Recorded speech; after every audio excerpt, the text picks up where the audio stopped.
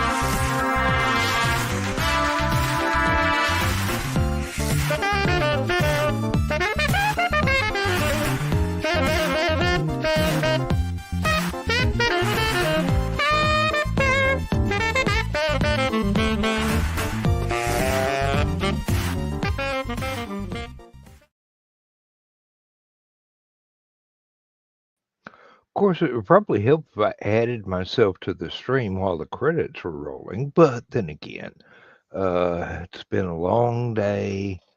Uh, not going to have too much hair left anytime soon. Look at that. The hairline's receding faster than Klingon ship chasing the Enterprise. Yeah, well, folks. Promises to be a short show. Evidently, I'm the only man left awake at this time of night on the planet, or woman for that matter. Most everybody else has had a long, busy day, and they're not staying up late like they used to. That's all right. People have to take care of themselves. I understand. Have to do what's right for you.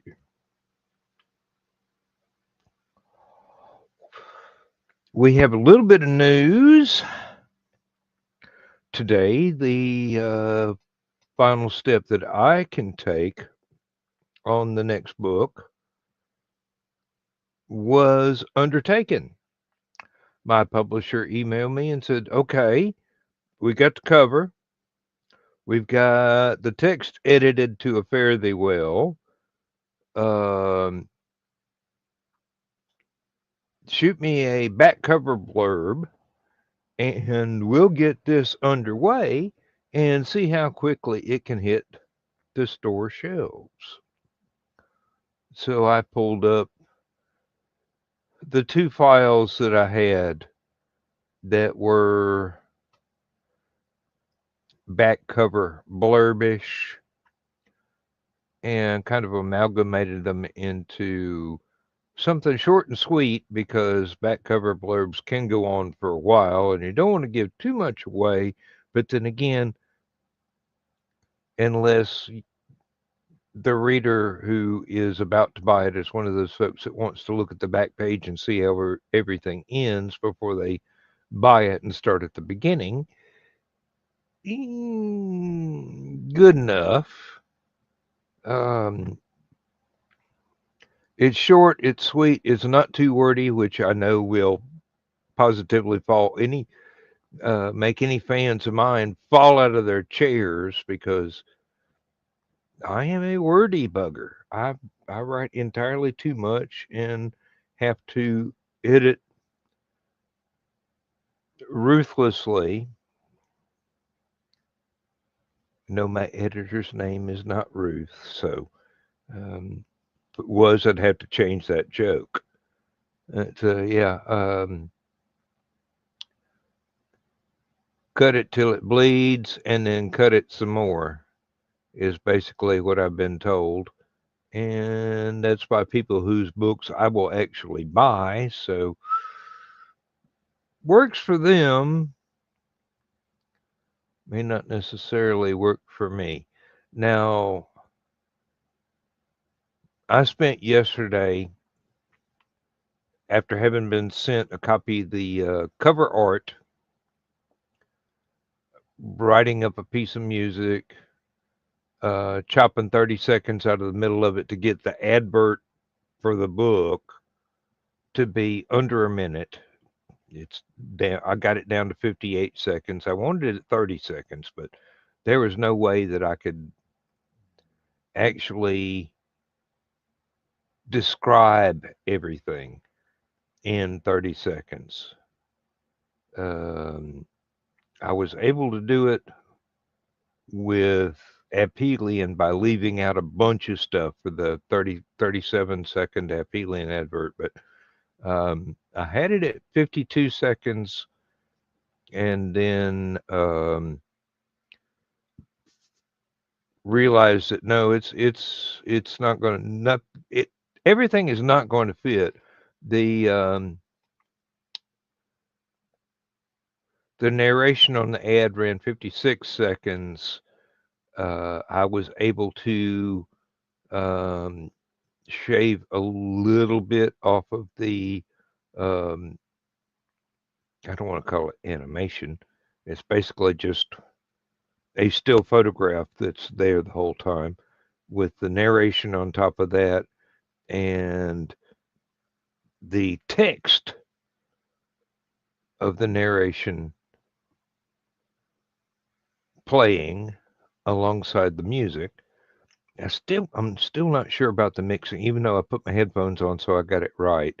I wanted the music to be quiet, the voice to be loud, and it took a lot of mixing there to get it right. Took me all day to get 58 seconds of a usable video that I was happy with. Um, Carl, you'll be very annoyed to know that my copy of Audacity updated itself and is now totally useless to me. It won't show the waveforms so that I can edit out gaps and whatnot. Maybe I'm doing something wrong because it's been a long time since I used it the last time, but it did update itself without my permission. A lot of things have been doing that since I'm getting down to the wire on Microsoft trying to forcibly convert me to Windows 11, which I'm not looking forward to, although I have heard decent things about it. It's probably not going to be as much of a disaster as I think because I put it off for an extra year already, but I can't keep putting it off too much longer. It's going to come down to the wire where it says, "Hey, either you're going to let us switch you up to the next version, or what you've got now is going to stop working." And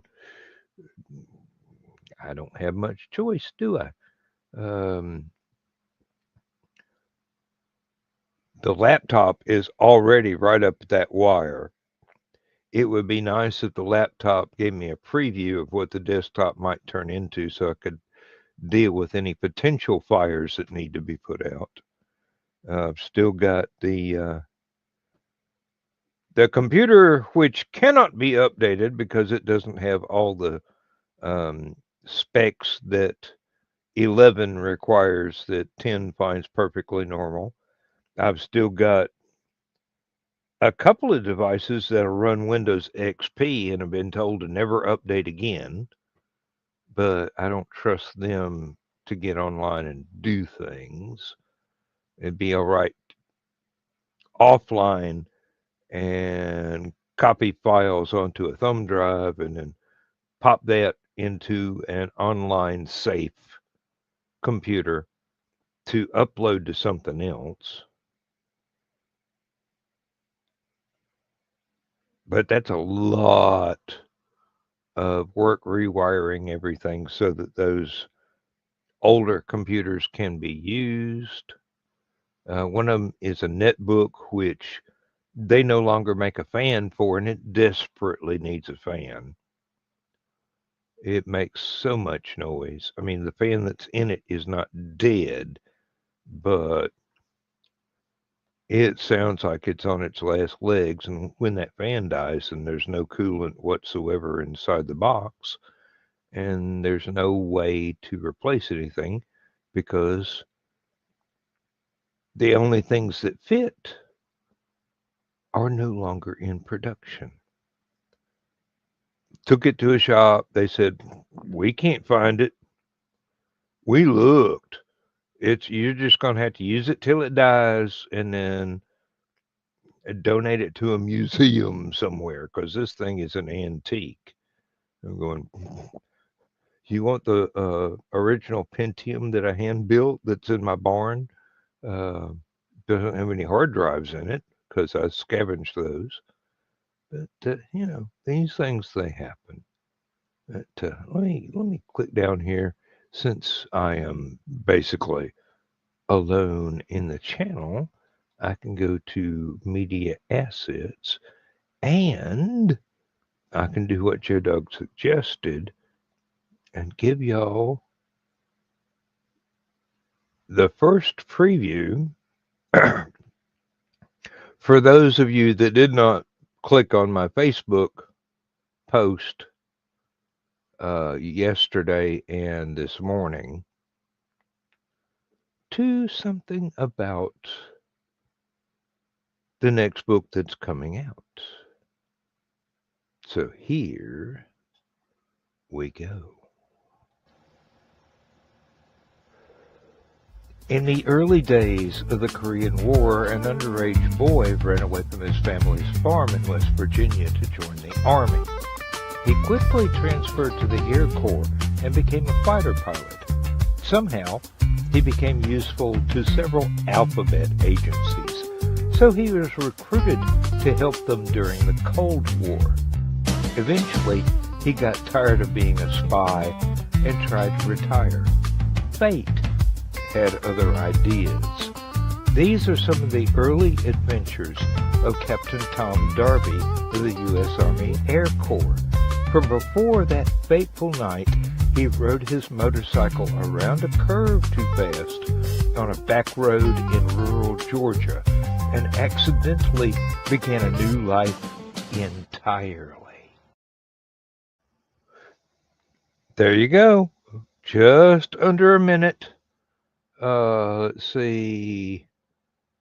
The video timer says it's 56 seconds. Other video programs I've played it on say 58 seconds. You pays your nickel and you takes your chances. This is, as it said in the video, the prequel to Abducted, which has been out for several years and has been quite well received. And this one is basically how the Tom Darby in Abducted went from being a 16-year-old farm boy in West Virginia to the hero he became in Abducted. And turns out Abducted was not where he became a hero. He had a lot of experience before that with several alphabet agencies, some of which I cannot even name, including a quite famous United Nations task force that has connections that have to be copyright protected and disguised in the text. Um, and for those of you who know my fandoms, will be easy to figure out. There's some rather heavy-handed hints involved in a couple of stories that make that perfectly clear without overtly stating it. Um, and there's a few other things. I mean, there's the alphabet agencies you know, and the ones that you wouldn't know if you weren't heavily involved in um, pop culture references from the 60s, 70s, 80s, 90s, and aughts. Um, not all of those are implied, but they're there whether you realize it or not.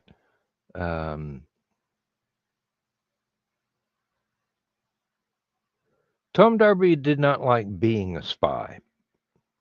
He liked flying airplanes. He was basically a born pilot, got his chance in during the Korean War. Um, got recruited to fly photo recon missions with a couple of top secret airplanes. Um, did a few other things, wound up on the ground, involved in different Cold War missions. Uh, somebody's always trying to kill him or kidnap him or something. Even has a run in with the Sicilian mafia and maybe the Russian mafia. We never know because all the stories are told from his point of view. So if he doesn't find out what's going on, all he can relate is what he did and what happened to him.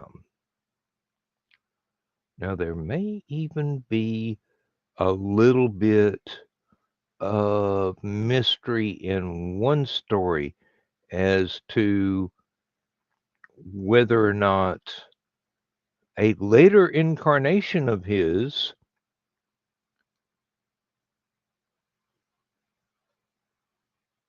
did a little bit of time travel to come back and share a mission with him,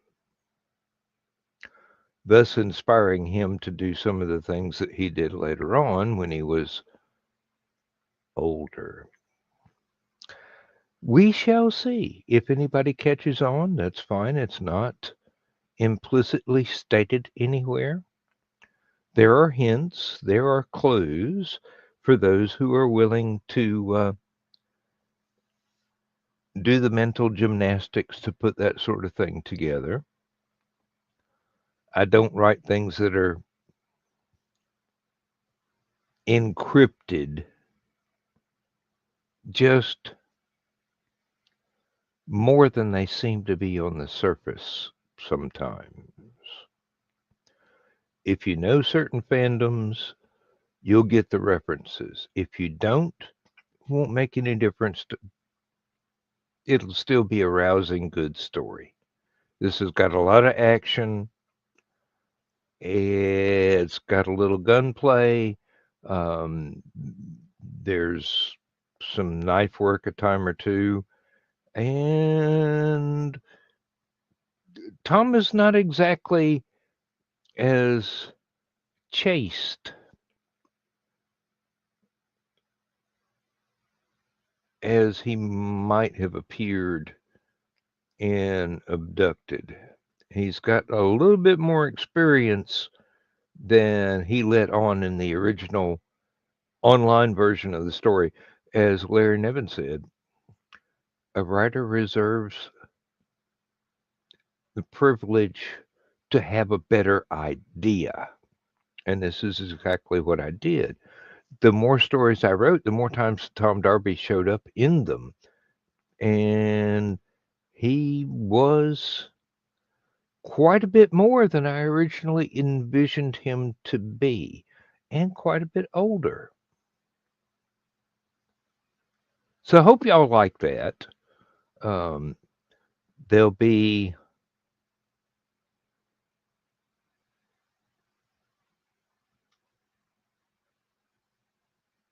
a brief appearance by him, or several appearances, but they are brief. And the fourth book, which has not yet been given to an editor at the publishers, so no work has begun to get that ready to go. I drove my editor crazy. Uh, um, I will be driving whoever it is that gets hired to do the audiobook crazy, because not only they're going to have to speak Southern English, they're going to have to manage a few sentences of passable German, Russian, French, and I don't know what other languages. I forget exactly how many different languages wind up as a sentence or two in there, but they are all conveniently translated in the text following their use. So you get the idea what the guy was trying to say. Um, some languages he was fluent in, some he was not, and some he'd only read rather than learned from a tutor. So his Russian is quite bad. His German is passable because he spent a lot of time trying to outsmart the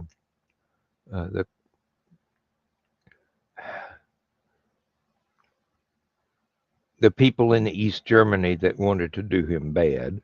Um, I don't think I used any Italian in the story that had the um, brief mention of accidentally getting involved with the mafia and briefly dating some mafia don's girlfriend, mistress. Forget which way I phrased it. I think it was mistress. Um, but yeah, um, Tom sees some action in this book. Okay, let's just put it like that. But he's always a gentleman, and usually he's the one being seduced rather than the seducer. He's not James Bond. Uh,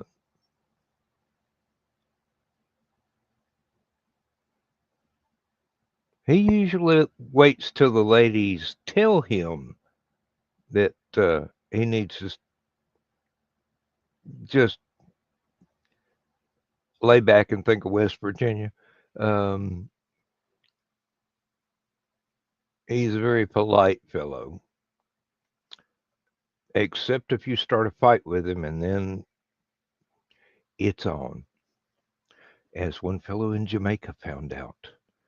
Uh, that was unfortunate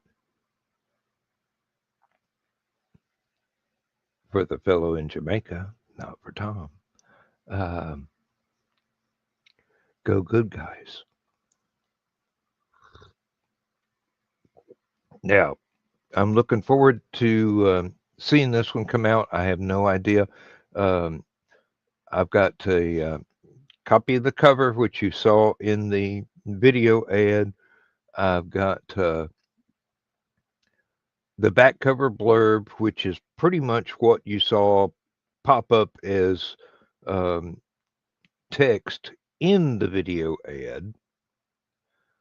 And I've got uh, my final edits and um, friendly debates with my editor over whose accent is where and word choices. Because when I had somebody British talking, I would spell, if they had some written dialogues, they were speaking out loud, they would use a British spelling, and I had to point that out. And no, no, no, no, that's not a misspelled word. That's British, British character.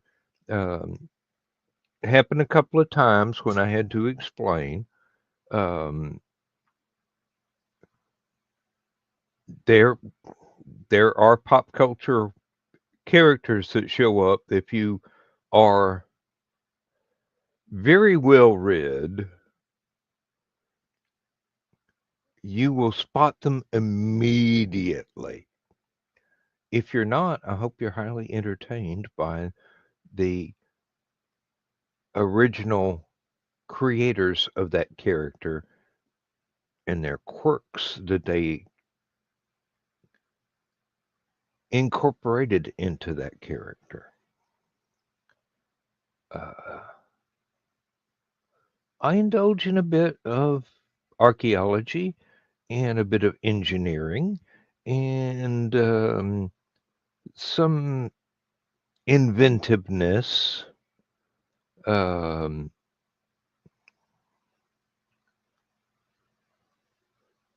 which is pretty much par for the course for me. I mean, if there's going to be a complex machine involved, I got to know how it works, or I can't write about it effectively. So, yeah, and if there's no such machine, I'll design the bugger. That way I know exactly how it works and what its limitations are and what its breaking points are and when it's going to fail.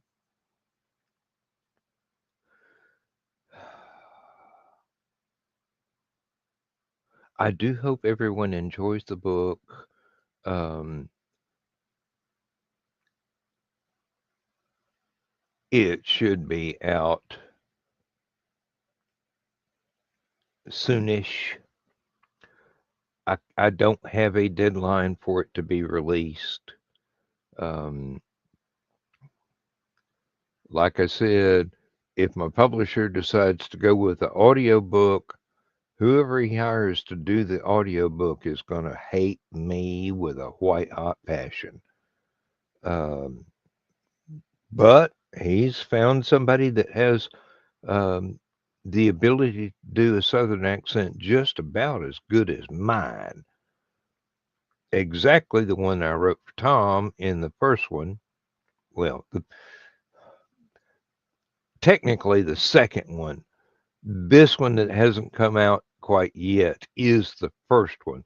So this is a prequel to Abducted. And the prequel, the last sentence of the prequel is the first sentence of Abducted. So they go straight one into the other, no delay, no hesitation, no gap. There are a lot of things explained, and there are a lot of things that Tom never found out about. So I can't tell them to you. I know those secrets because I'm the writer, but since he didn't find out, and the stories are all narrated by him, he can't tell you. The reader only gets what he knows, not what I know. I like writing in first person quite a bit. It's the easiest way for me to drag myself back into the story when I've had to take a break from it and do something else for a while. There are stories that are in the works where it's not first person at all. Those are harder for me to write. They really are. And I know people that won't read anything in first person narrative.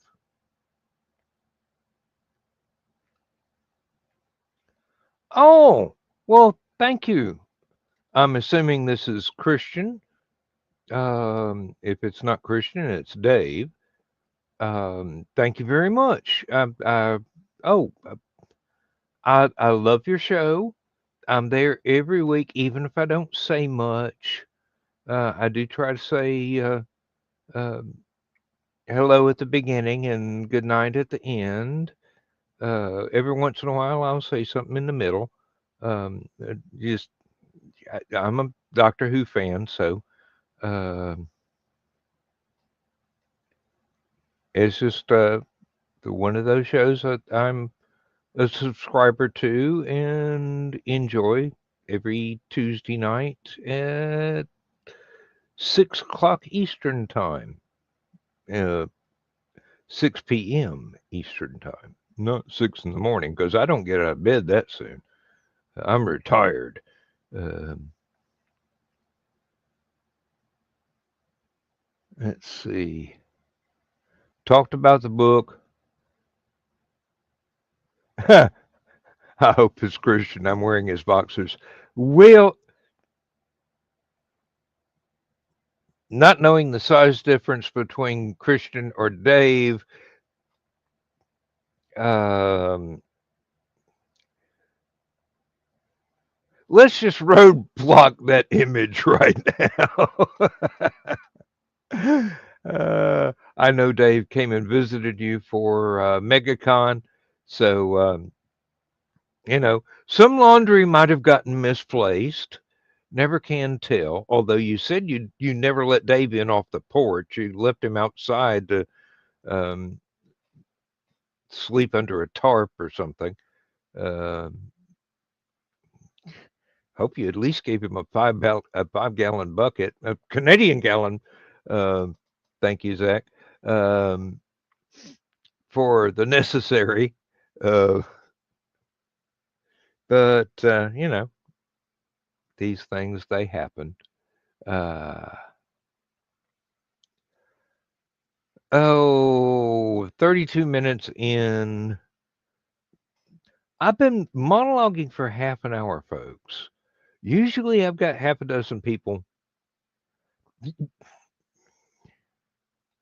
Christian, he's connected. We have a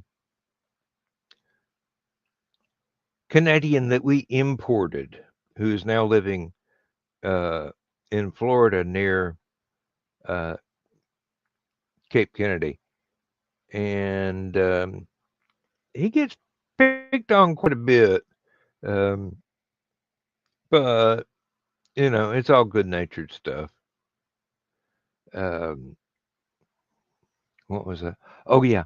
Um, it's been a half an hour of everybody listening to me burble on, promoting myself, which I hardly ever do. I should do it more, but I don't. Um, I'm very uncomfortable with self promotion. Um, oh, by the way,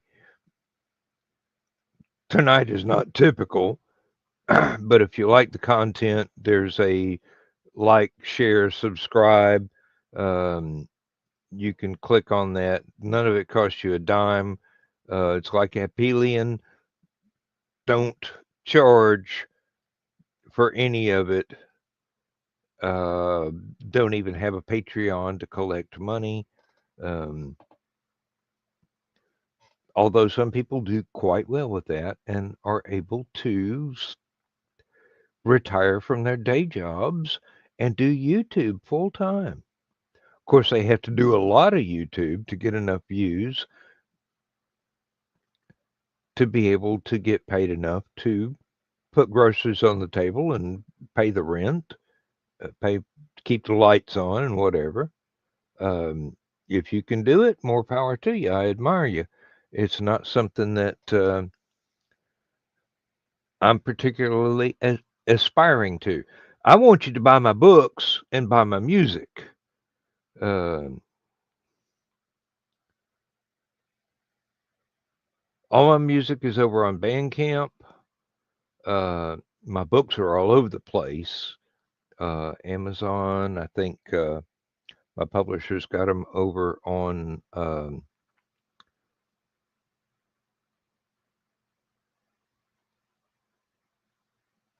can't remember the name of the other ebook reader right now. It is getting late. Well, they're all over the place.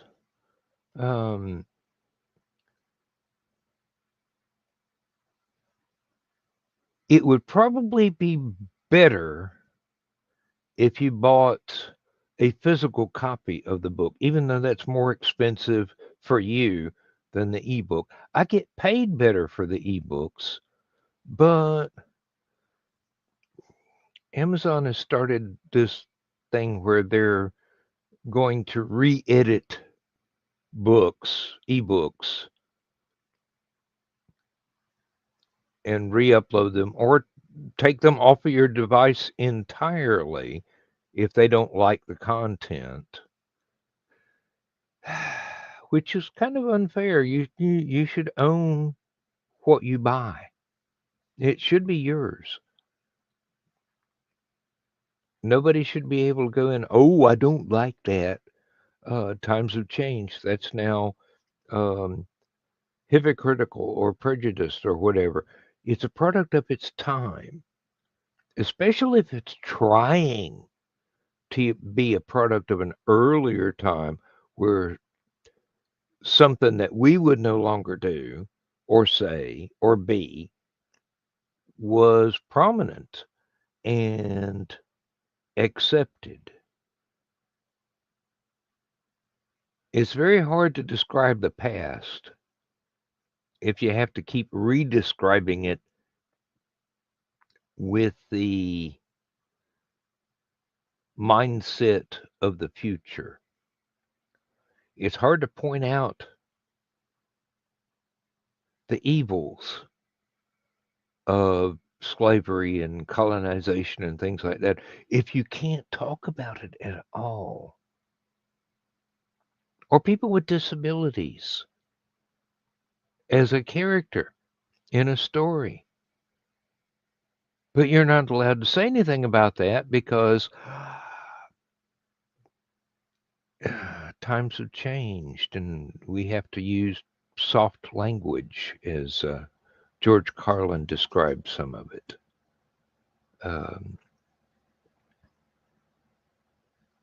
Very big fan of George,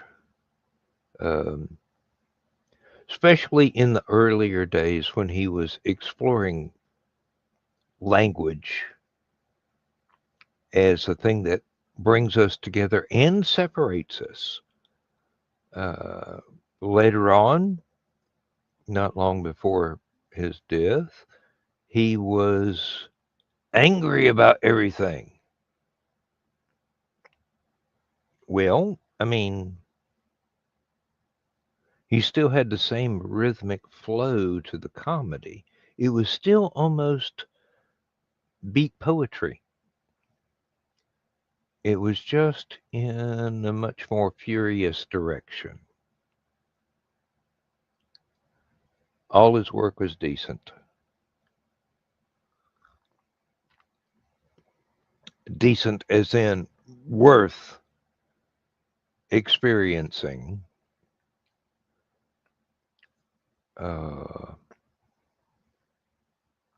But that's getting into critiques of somebody else's work, which I don't do. I might do reviews from time to time, but I used to do book reviews, but I ran out of ways to say, hey, this is great, go buy a copy. Month after month after month.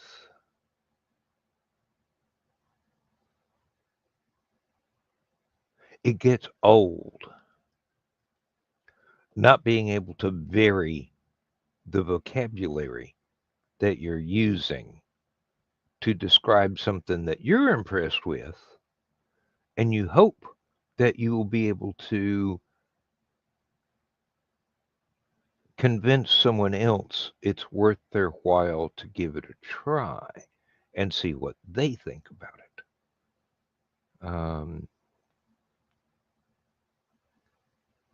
But after a while, you run out of ways to say, hey, this is great, go buy a copy. So let's see. Ooh, I've gone almost 40 minutes. Well, over 40 minutes. Oh. Not running out of things to say, just running out of ways to say it. Everything's going good around here. I'm looking forward to some warm weather next week so I can finish up on the barbecue pergola. Good night, Christian. Yep. See you around the tube. Good night, Rose. Good night, Mrs. McGillicuddy, wherever you are. I will be signing off here in just a little bit. I didn't expect to go this long, but I had a little help. So yeah, that's utterly fantastic. I like supporting my friends.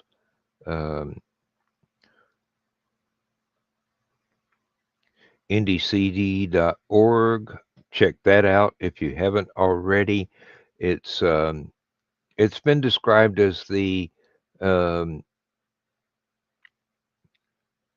Internet Movie Database for creatives. There are comic book artists and writers on there. There's musicians on there. There's jewelry makers on there. There's people that do fiber arts on there. There are people who do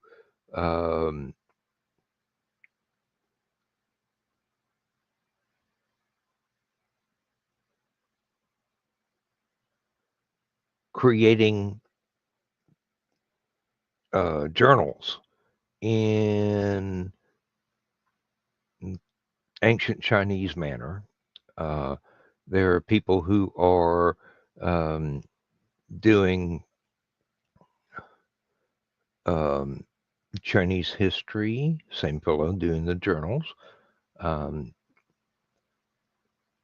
There are musicians and artists and just all kinds of people that are being creative. And it's all over on indiecd.org, INDIECD.org.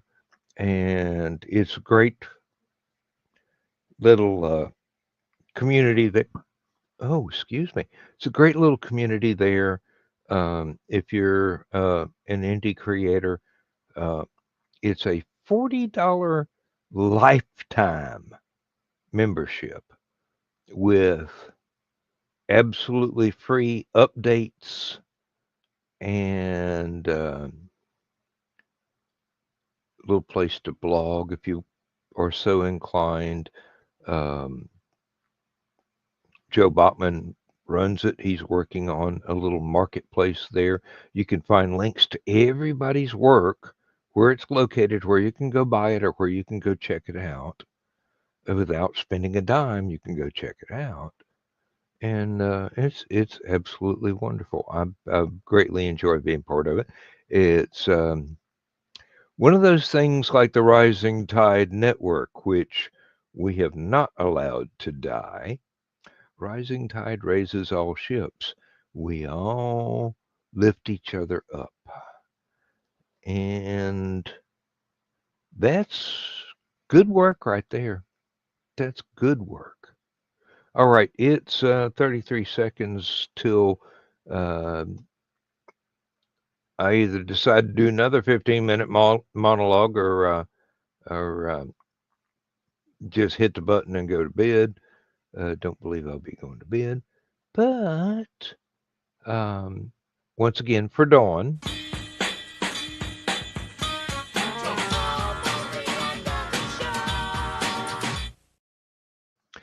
And I'm going to play the advert for the book one more time and then hit the end credits. Go good guys. In the early days of the Korean War, an underage boy ran away from his family's farm in West Virginia to join the Army. He quickly transferred to the Air Corps and became a fighter pilot. Somehow, he became useful to several alphabet agencies, so he was recruited to help them during the Cold War. Eventually, he got tired of being a spy and tried to retire. Fate had other ideas. These are some of the early adventures of Captain Tom Darby of the U.S. Army Air Corps. From before that fateful night, he rode his motorcycle around a curve too fast on a back road in rural Georgia and accidentally began a new life entirely.